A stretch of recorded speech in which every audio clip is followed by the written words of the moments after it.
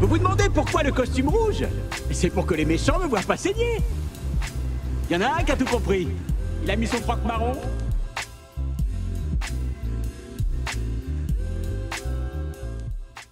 Salut tout le monde et bienvenue sur Écran Fou, et aujourd'hui, Gal Gadot dans la tourmente.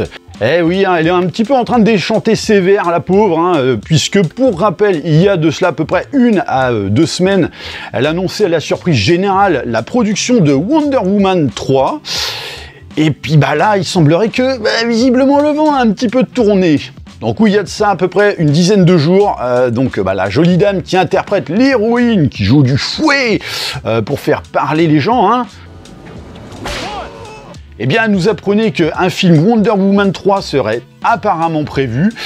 Ces mots d'ailleurs étaient assez éloquents, puisque en fait elle disait, d'après ce que m'ont dit Peter Safran et James Gunn, donc qui sont les producteurs actuels du nouvel univers DC pour Warner, nous allons développer un Wonder Woman 3. Et donc bah oui, ça avait vite fait détonner un petit peu tout le monde, dans le sens où depuis que la direction de Warner a changé, et par la même occasion celle de DC, c'est un bordel innommable. C'est-à-dire que Peter Safran et James Gunn, en fait, ils ont été dépêchés par David Zaslav, donc l'actuel patron de Warner Discovery, pour remettre sur pied justement cette franchise censée être un petit peu la poule aux œufs d'or qui est DC, hein, mais qui au final est un petit peu devenue la poule aux œufs pourris, vu à quel point justement elle a été martyrisée et vampirisée par 2 générations de direction du studio, mais complètement toxiques, quoi. L'objectif étant désormais de faire table rase de l'univers initié à l'origine par Snyder, et que effectivement les prédécesseurs de Zaslav se sont évertués à démolir par principalement de la merde, hein. Comment ça, je suis vulgaire? Ouais, je pense qu'il y a prescription. Ah ou alors c'est que vous vous souvenez vraiment pas de Birds of Prey par exemple, hein. D'ailleurs, je suis dans un bon jour en matière de sadisme, je vous invite vivement à le regarder. Donc un univers tout beau tout neuf en perspective sous la houlette de Gunn et Safran, qui débutera normalement dès 2025 avec notamment le Superman Legacy. Et donc en fait, quasiment dès lors que les films de la précédente gestion de Warner seront tous sortis.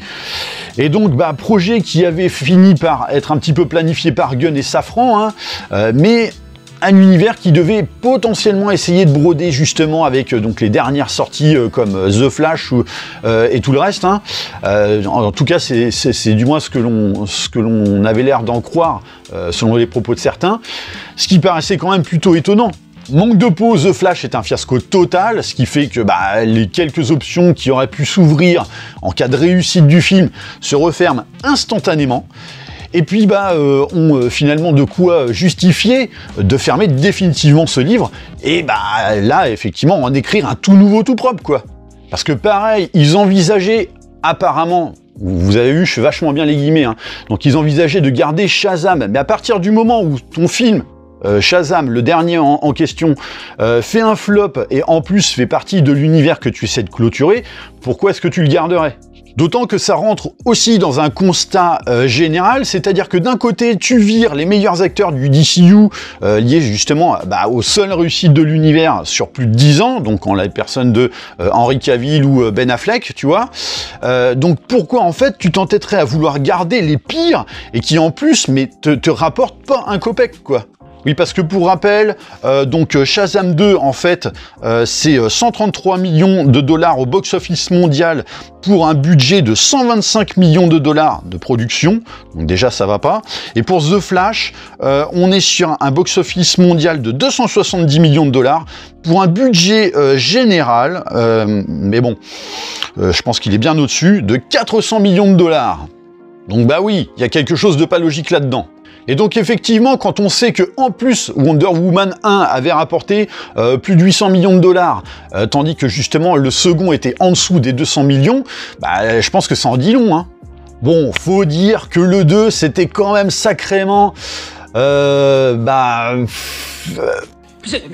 de la merde. Bon alors par contre justement pour essayer d'atténuer un petit peu le propos quant au box-office du film, il faut savoir que Wonder Woman 2 était sorti en simultané sur HBO Max, ce qui a permis effectivement de rapporter quelques sous, mais pas non plus au point de générer des recettes qui lui permettraient d'atteindre une rentabilité ultra confortable, quoi. D'autant que HBO Max, la plateforme sur laquelle le film était diffusé, fait partie de ces plateformes de streaming qui galèrent à maintenir justement une certaine rentabilité. Mais sur le plan critique, Wonder Woman 2, oui, je le répète, c'était une catastrophe, quoi. Ah bah c'est simple, si j'avais créé ma chaîne à cette époque, quand le film est sorti, il aurait largement mérité un spoiler fou, hein, c'est dire. Hein. Alors pour ceux qui sont arrivés récemment sur la chaîne et qui ignorent justement ce qu'est un spoiler fou, je vous invite à revenir en arrière sur mes vidéos qui traitaient notamment des séries comme Les Anneaux de Pouvoir, Willow ou voire même encore Obi-Wan Kenobi, donc à l'époque où je ne diffusais pas encore ma trogne dans mes vidéos, hein, et donc bah, vous m'en direz des nouvelles. Bref, alors où on en était ? Ah oui, donc, oui, on est quand même un petit peu étonné que bah, le plan de James Gunn intègre finalement le Wonder Woman de l'ancien univers, surtout quand tu dois repartir de zéro, hein. Enfin, je veux dire, c'est logique, si tu veux le faire bien, tu reset tout, point barre. Arrête de faire justement du social avec tiens bah un tel finalement je vais lui dire que ah si on va te garder mais en fait ça sera pas vrai et tout. De toute façon les gens ok James Gunn ils t'aiment pas parce que t'as mis fin un petit peu aux espoirs de voir le Snyderverse renaître de ses cendres. Bah ok mais pas grave. Je veux dire apprends à te faire aimer en faisant un truc particulièrement solide et commence pas à essayer de faire un truc raisonnable mais en rafistolant ça avec des bouts ça et là avec du scotch de supermarché quoi. Si le début de ton univers est bon et tient le pavé, les gens sauront y faire allégeance de toute façon. Donc effectivement, on comprenait pas trop toute cette situation dans le sens où Gal Gadot avait ajouté que on lui avait dit en l'occurrence tu es entre de bonnes mains, nous allons développer Wonder Woman 3 avec toi, nous t'aimons en tant que Wonder Woman, tu n'as pas à t'inquiéter. Ah bon? Et ça rentre pas en contradiction avec ce que vous avez sorti sur Henry Cavill? Vous l'aimiez pas en Superman? Non, parce que pour rappel, peu de temps après l'arrivée de Gunn et Safran, justement à la direction du DC Universe, il s'était exprimé, Henry Cavill, sur le fait qu'un Man of Steel 2 n'avait pas lieu finalement d'être un simple fantasme, hein, et tous les fans étaient comme des dingues, moi compris. Hein. J'ai même failli faire des trous dans mon plafond. Le tout en sachant que même Snyder semblait assez enthousiaste vis-à-vis de cette situation et au final, bah, vu le résultat quelques semaines après, je pense que c'était assez clair. Donc oui, si tu fais un reset de Superman, pareil de Batman, alors à l'exception près de la saga de Matt Reeves qui reste indépendante, et donc pareil pour Joker, qui fera l'objet d'une suite qui normalement sort, je crois, l'année prochaine, mais qu'en contrepartie, The Flash a littéralement enterré tout lien à l'ancien univers avec son flop, ben pourquoi en fait tu voudrais y garder des personnages qui vont au final être hyper chiants à devoir intégrer parce que va falloir trouver des justifications qui tiennent debout aussi bien qu'un château de cartes en plein automne dans le Morbihan quoi. Sauf que c'est Variety qui vient très récemment justement de réfuter un petit peu les propos de madame, hein, donc en affirmant d'après une source interne que ces propos sont tout bonnement faux.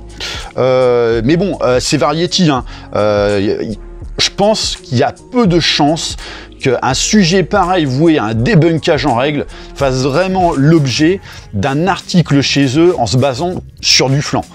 Et donc la source qui leur a rapporté de ces infos dit tout simplement que dans l'immédiat, aucun projet Wonder Woman dans l'univers d'ici autre qu'à travers la série préquelle Paradise Lost, vouée à sortir sur HBO Max, n'est prévu.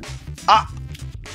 Alors que Gal Gadot avait révélé ces mots, je crois, à Comic Book Movies, d'après les propos, soi-disant, de James Gunn et Peter Safran, suite à une entrevue qu'elle aurait eue avec eux. Donc bon, qui est le menteur dans cette histoire? Est-ce que c'était un soir où ils avaient un petit peu beaucoup bu? On n'en sait rien, quoi. Alors sachant que la source interne a révélé également que rien n'a été promis à Gal Gadot concernant un Wonder Woman 3 et qu'il n'y avait jamais eu de discussion définitive sur la poursuite du rôle au sein du nouveau DCU. Donc déjà, ça a le mérite d'être clair. Donc la personne précise également par la suite que Gunn et Safran ont présenté en début d'année les premiers titres de leur nouveau DC Universe, dont Superman Legacy, dont on connaît déjà un petit peu le visage du remplaçant de Cavill, hein. Et donc ils restent concentrés sur ces nouveaux films. Donc pour rappel, le plan de Gunn et Safran étant le suivant. Donc voilà, et d'ailleurs comme vous pouvez le constater tout en haut, l'intitulé est pourtant, à mon sens très clair, c'est Universe Reset. Autrement dit, passé la sortie de ces films de l'ancien régime, c'est remise à zéro quoi. Et donc pour ceux qui avaient tendance justement à se dire que ouais mais en fait ces films vont peut-être ouvrir une porte à un univers parallèle qui permettrait de garder des trucs de l'ancien régime dans le nouveau... non, regardez clairement ce qui figure ensuite. Il n'y a rien qui amène à cette déduction. Et oui, je l'ai déjà dit, et je le répète, parce que moi j'aime bien répéter les choses, hein, tu vas pas garder des personnages liés à des flops dans un univers tout beau tout neuf. C'est illogique, ça va le rendre encore plus casse-gueule. Alors à l'exception peut-être de Waller, mais bon, pour le moment on n'en sait pas plus sur le fait que ce soit justement la même interprète que précédemment, hein. Donc effectivement ça paraît un petit peu louche qu'avec un programme déjà planifié et bien assez chargé, et que justement tu as dû mitonner aux petits oignons, et bon bah seul l'avenir nous dira justement si ça se confirme et que le plat est bon. D'ailleurs moi je suis le premier à penser que il vaut mieux pas vendre la peau de nounours, surtout quand en plus tu peux te la garder pour toi quoi. Et oui, on n'est pas à l'abri d'une excellente surprise avec l'univers de James Gunn, hein. Mais oui, très clairement, je vois pas pourquoi, au final, ils iraient se rajouter une héroïne qui n'est pas prévue dans l'équation, qui plus est liée à des flops, et qui, en plus, bah, n'a rien à foutre dans ta vision, quoi. Donc ouais, on peut détester James Gunn pour avoir mis fin justement au Snyderverse, que moi j'adore, là où justement on y voyait encore une lueur d'espoir, mais il est pas si bête le Jimmy. Bah oui, parce que son avenir au poste dépend forcément de la réussite de son univers, et il est pleinement conscient, surtout justement quand, depuis qu'il a établi un petit peu sa chronologie autour de son projet, il est conscient que faire un truc foutraque va forcément le mettre en danger à son poste. Surtout quand on sait à quel point justement ce poste au sein de Warner a fait l'objet d'un putain de turnover quoi. Et donc oui, le seul lien de Wonder Woman dans cet univers étant, je le rappelle, Paradise Lost, qui sera donc un prequel sur l'île de Themyscira, donc l'île des Amazones, mais bien avant la naissance de Diana, qui deviendra justement, donc cette Diana par la suite, Wonder Woman. Donc il n'y a pas de Wonder Woman dans cette équation.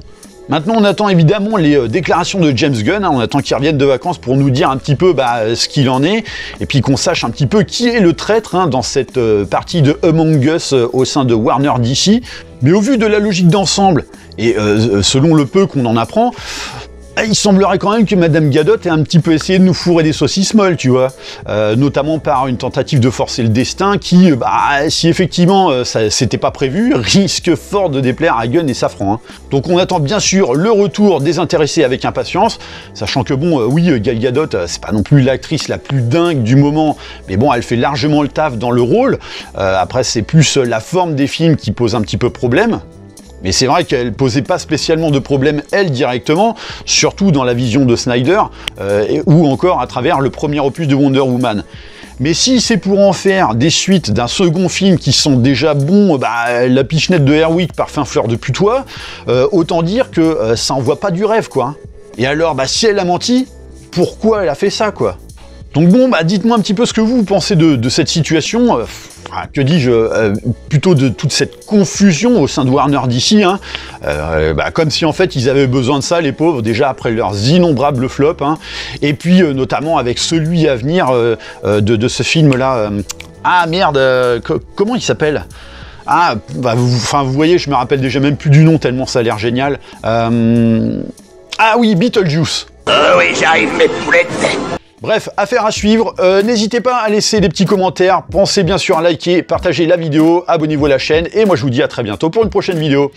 Allez, bye!